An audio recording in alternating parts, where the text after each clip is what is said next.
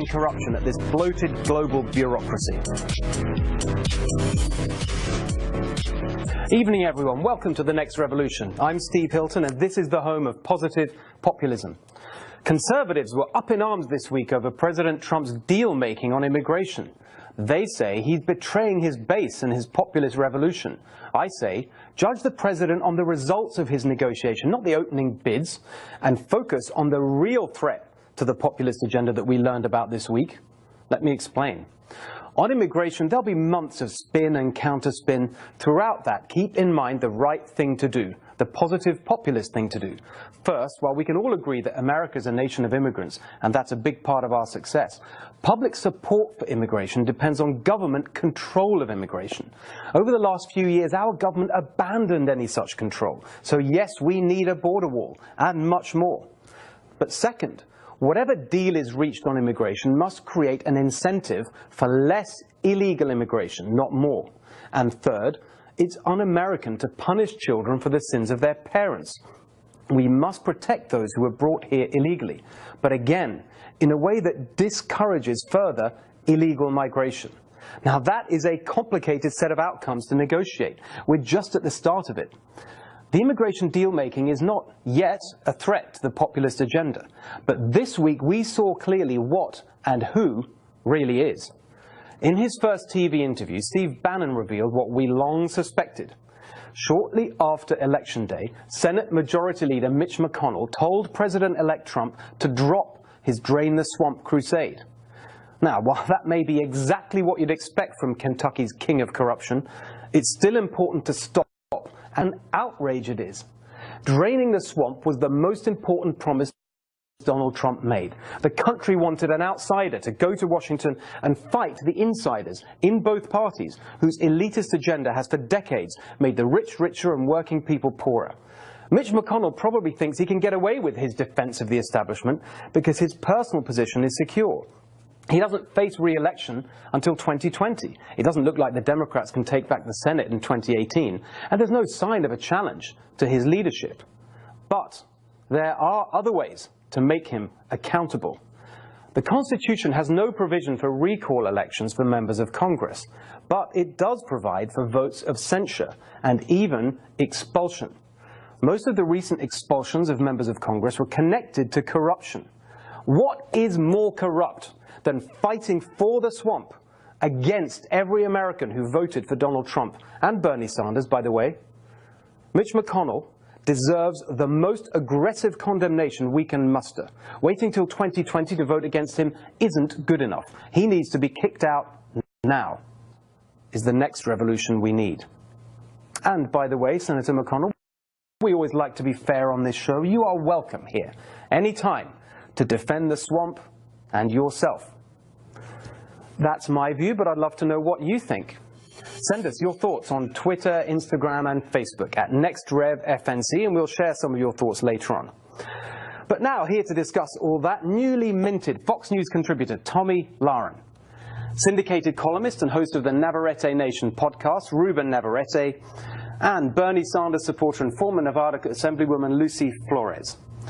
So, Tommy, great to see you here. I want to start with you. What chance is there of draining the swamp as long as Mitch McConnell's in charge?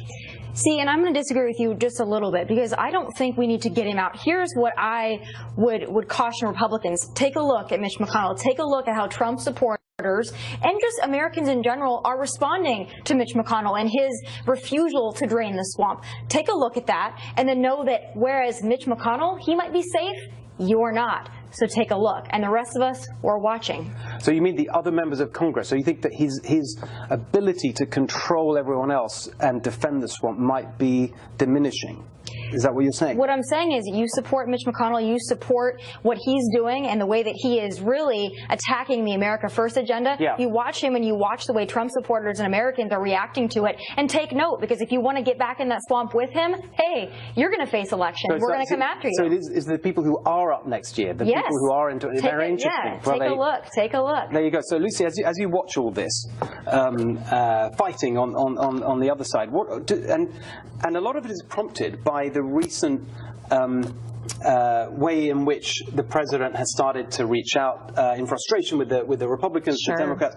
When you see that happening from your perspective on the left, on the populist left, is that something you welcome because it's part of this realignment? Absolutely. I mean, look, I was interviewed the other day for a New York Times story. Same question: is there going to be any fallout, any repercussion of Democrats working with Donald Trump, specifically in response to the conversations that have been had now around the DREAM Act and the DACA and everything that's going on around immigration reform? My answer to that was absolutely not. Look, as a former legislator, I spent a decade of my life working and doing everything possible to work with my Republican colleagues to come up with some legislation and policy that actually made sense for people in my community, people in my state of Nevada at the time. And so for me, I don't see it as really any kind of a negative in any kind of way. At the end of the day, Trump has established himself as the kind of person that he is. Whether you like him, whether you don't like him, etc., he is who he is, and people kind of expect his type of behavior. And if a Democrat is going to work with him, if a Republican is going to work with him in order to further public policy that makes sense for this country, then we have to do it. It's our obligation. That's great to hear. I want to, and actually quite a few Democrats have been saying that this week. But as I said, I think we need to wait for the results. Well, of course. But just to go back, I want to get your perspective on the drain the swamp aspect of this. What's your take on it? Do you think, I mean, I was very tough on Mitch McConnell there. On the other side, Those are fighting words for sure. Do you think that it's as bad on the Democrats? Do you think that Chuck Schumer is as big a defender of the swamp on the Democrat side as Mitch McConnell on the right? I mean, I think, look, in terms of the establishment, what we're calling the establishment, look, the special interests and money running Washington and everything that happens in terms of the corruption at all levels of government, that's still there amongst all parties. But ultimately, for me, it's about moving forward. How do we continue to move forward? Chuck Schumer has done some things to move further to the left in terms of, obviously supporting Medicare for all, health care for all, more populist type of agenda, which I support. But at the end of the day, I mean, yes, we have to call people out for what it is. You said that because my sense is that actually it's not the drain the swamp. That's why I said in the beginning there, the drain the swamp agenda is not a separate thing. It underlies everything because it's the way that the interests get their way instead of the people. That's right. On every issue. Right. That's why I think it's fundamental, and I don't see any sign of it changing as long as you've got the same people in charge in D.C. Not in the White House, but in Congress. Right. And Steve, Lucy's from Las Vegas originally. She knows how you play roulette. You put your money all over the board. You don't just put it on one number. And the special interests are smart enough to be able to back both political parties. In answer to your question, Chuck Schumer is absolutely as bad as Mitch McConnell, if not worse. Right. The reason you have Chuck Schumer is there because he's a great proponent of Wall Street. The Wall Street money keeps Chuck Schumer. Yeah, well, there you go. So he's going to. No, but in the end, remember, I'm not defending him. I'd be lost to do that. But they do say that like that's. He would probably say, well, they're my constituents. It's sort of the company. Yeah. It's the company town, and that's my company. But all the other issues you can think about: immigration, other issues. He's been center or to the right. He supports the idea of building a fence, building a wall. He's done all that before in previous between a fence and a wall. Yes, and he's supported other issues like that. But the point is, if you've been there for so long and you've got power, then those special interests will find you.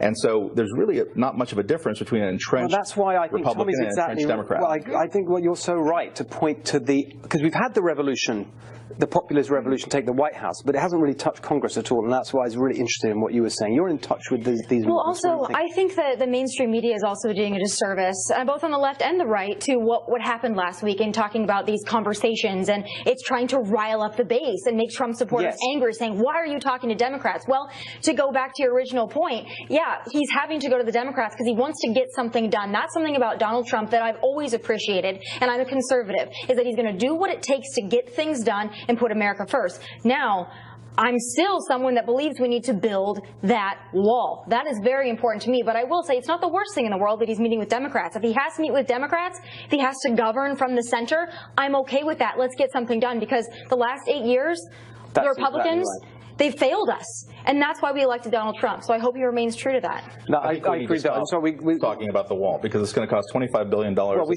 have to stop talking generally right now. We've got to move on because I just want to get some comments from our viewers in. Here's a couple of responses that you sent in about Mitch McConnell and the swamp. Lichen, sorry if I got that wrong, Craig says, you are right about McConnell. He is the epitome of an entrenched, arrogant, comfy career congressman. I love that. Who doesn't care? Jackie Harris8 says, and I agree with you 100%. So does my husband go, he needs to be expelled and done so now. I think that struck a chord. But more discussion on a lot of that later. Coming up, the United States sends United Nations every year. Instead of helping secure world peace, it's being squandered by a lucrative and corrupt swamp. It's a can't-miss swamp watch. And the spokesperson for the UN Secretary